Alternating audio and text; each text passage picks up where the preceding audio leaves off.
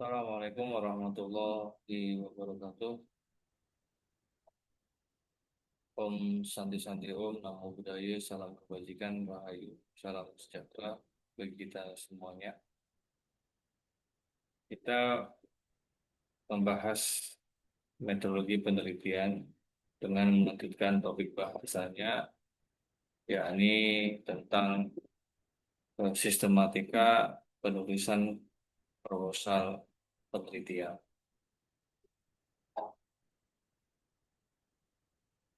Saya akan bagikan file, ini contohnya. Jadi banyak ragam sistematika penulisan proposal, ya. Ini juga belajar tentang kutipan berikutnya.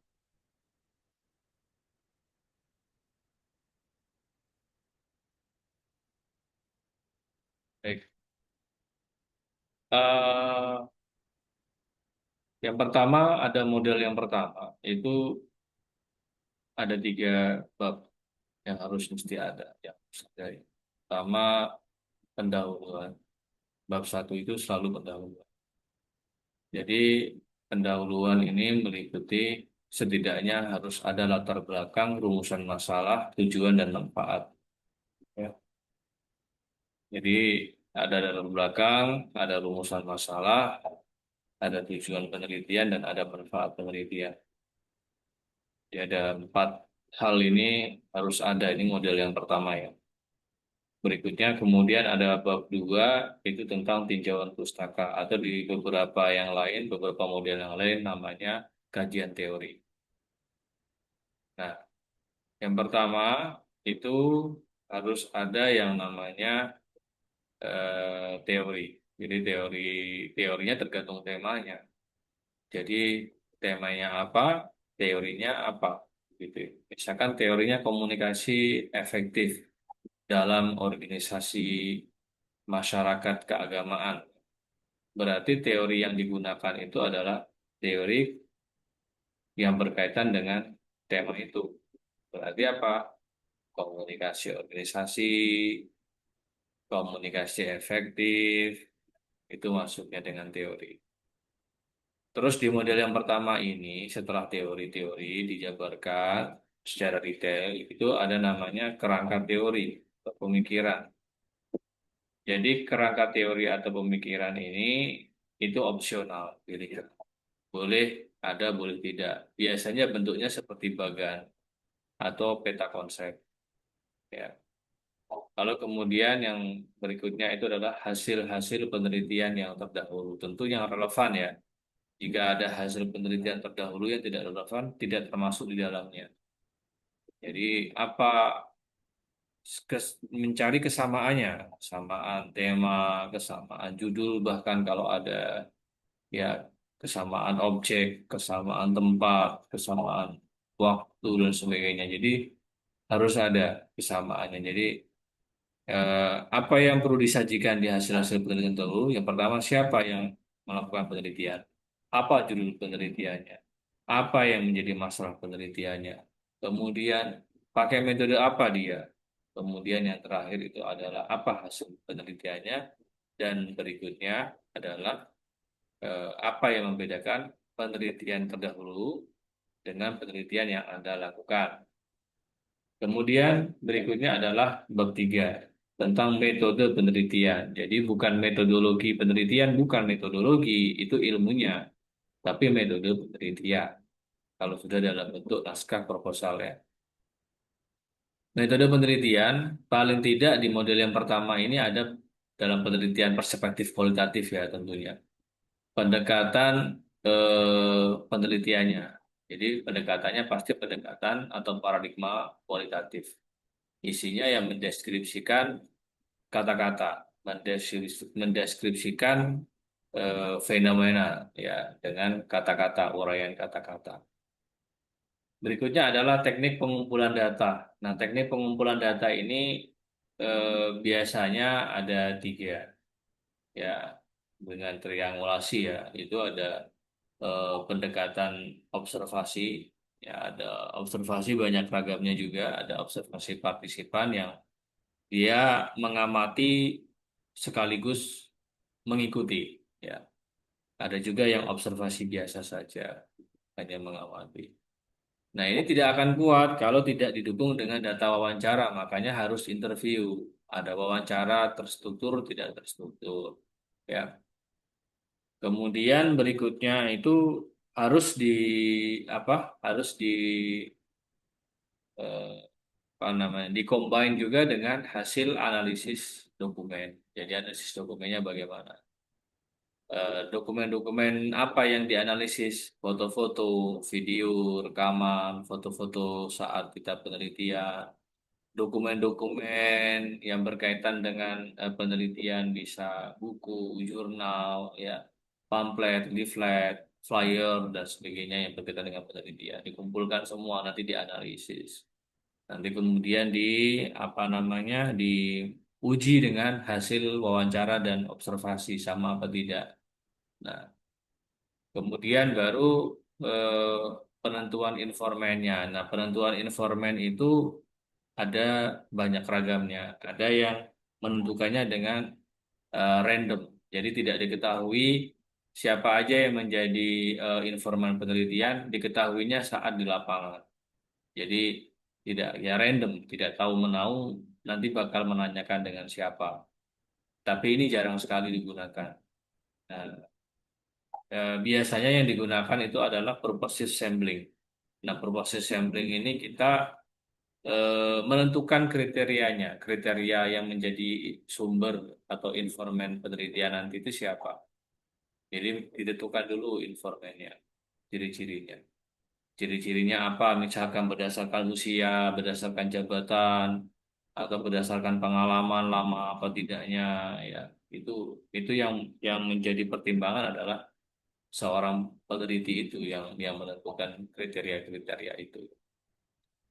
Kemudian ada unit analisis. Nah, unit analisis ini biasanya digunakan untuk kajian-kajian penelitian teks. Misalkan analisis isi, analisis semiotika, analisis framing, analisis wacana. Ini biasanya menggunakan unit analisis. Ya, jadi eh, kalau tidak ya berarti tidak, berarti harus dibuang aja, tidak harus digunakan unit analisis. Berikutnya adalah teknik analisis data. Nah, biasanya kalau dia penelitian lapangan, teknik analisis datanya itu menggunakan Mills and Huberman, ya, atau juga menggunakan yang terbaru menggunakan Spreadly. Spreadly ini biasanya penelitian-penelitian budaya lebih cocok juga, tapi sebetulnya itu sekedar teknik saja, bagaimana menganalisis datanya. Ada juga teknik analisis Sugiono juga, ada juga ya, analisis data Sugiono. Jadi Sugiono punya punya apa namanya, punya model model ya, model teknik analisis data. Berikutnya adalah teknik keabsahan data. Jadi data yang sudah dianalisis itu diabsahkan, disahkan, divalidasi. Jadi banyak teknik validasi data ini, valid apa tidaknya data, absah apa tidaknya data itu dengan melakukan beberapa langkah-langkah, misalkan perpanjangan pengamatan, kemudian diskusi dengan teman sejawat, ya, kemudian perlu juga diuji oleh ahlinya dan sebagainya. Jadi banyak sekali langkah-langkah untuk teknik keabsahan data ini. Anda bisa lebih detail ketika Anda membaca buku karangan Sugiono tentang metode penelitian komunikasi atau metode penelitian kualitatif, kuantitatif dan mixed method, ya, eh, metode penelitian kombinasi, ya. Nah, berikutnya ada juga model yang kedua, itu ada namanya model yang kedua yang familiar sebetulnya. Jadi di pendahuluan itu ada latar belakang, ada rumusan masalah, ada batasan masalah karena harus dibatasi masalah itu supaya tidak kemana-mana. Atau di beberapa model lain itu namanya fokus penelitian. Setelah itu baru ada manfaat penelitian, ada manfaat eh, teoritis, ada manfaat praktis. Kemudian ada tujuan penelitian. Nah, tujuan penelitian itu biasanya tergantung jumlah rumusan masalah. Kalau rumusan masalahnya ada dua, maka tujuan penelitiannya itu ada dua, ya. Kemudian ada kajian penelitian terdahulu yang relevan. Nah, kajian penelitian terdahulu yang relevan itu yang tadi sudah disampaikan seperti di model pertama. Hanya bedanya di model pertama itu kajian penelitian terdahulu yang relevan itu diletakkan di bab 2. Sementara kalau di model kedua ini diletakkan di bab 1. Kemudian bab 2-nya tentang tinjauan pustaka atau sebetulnya kajian teori sih, ya, kajian teori. Nah, yang poin pertama ya Anda sebutkan teori-teori apa saja yang berkaitan dengan apa yang Anda teliti, ya, dan seterusnya. Dan bab 3 itu tentang metode penelitian. Nah, apa ada sedikit perbedaan, tapi yang pertama tetap sama, yaitu paradigma atau pendekatannya. Ya, kalau penelitian kualitatif apa ini? Paradigma penelitian kualitatif itu menjabarkan huruf menjabarkan fenomena dengan huruf-huruf, dengan kata-kata, dengan uraian kata-kata, ya, deskripsi. Kemudian berikutnya adalah waktu dan lokasi. Jadi harus detail waktu kapan Anda meneliti dan lokasinya di mana. Karena bisa saja berbeda-beda. Karena setiap waktu, setiap tempat itu punya dimensi yang berbeda-beda. Makanya harus dijelaskan waktunya di mana, tempatnya di mana. Kemudian ini paradigma penelitian yang apa lapangan, ya, yang kualitatif tapi yang field research. Berikutnya adalah informan atau subjek penelitian. Jadi informan penelitian sama seperti model yang pertama, ya. Dia mau random atau mau snowball atau nanti juga informan penelitiannya itu eh, sudah berbasis, sudah berdasarkan kriteria-kriteria yang sudah ditentukan, ya.